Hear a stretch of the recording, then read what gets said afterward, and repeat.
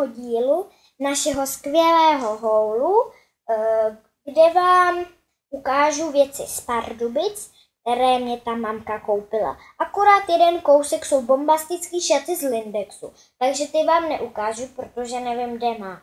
Ano? A svetr mám trošku špinavý, tak se nezděsti, já jsem strašně jelito. Jo? Takže, jako první tady mám krásné plážové kraťásky, které se mně teda strašně líbějí. Jsou takový plážový s palmičkama, tady to má taky roztřepený, já nevím, jestli to uvidíte. A jsou úplně pěkný a myslím si, že jsou dobrý k moři, takže to jsou kraťásky, jsou z Lindexu a stály 200 korun. Jako druhý kousek tady máme svetr z Lindexu a nezděste, že je to špinavý a není to od borůvek, ano, je to od jahod. Je to krásný svetr, který je teda z Lindexu, není úplně obyčejný, má tady takový to, není na zapínání a myslím si, že se hodí k šatům, i těm kraťáskám a kalhotům, takže prostě bílá se hodí skoro ke všemu.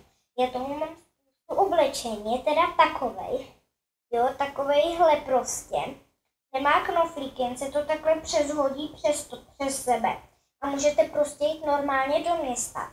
Takže to je úplně úžasný svetr, který je teda pohodlný a příjemný materiál.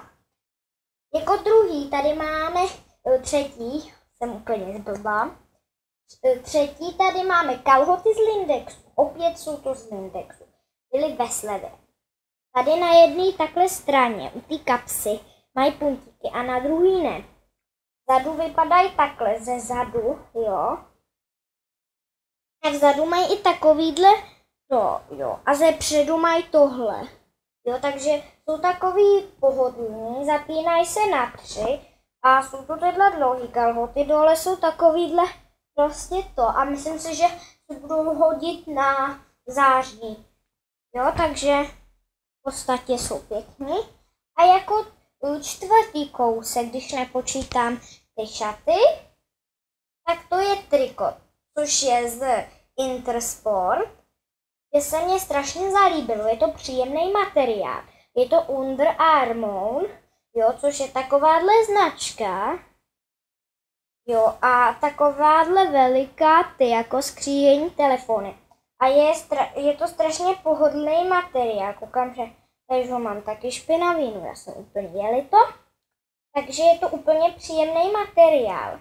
Takže si myslím, že se unosí hlavně na běhání, což je úplně perfektní. Takže, a já bych tímhletím skončila, doufám, že se váš můj haul líbil, dávejte lajky, pište komentáře a tak dále. A já bych se s vámi chtěla rozloučit. Ahoj!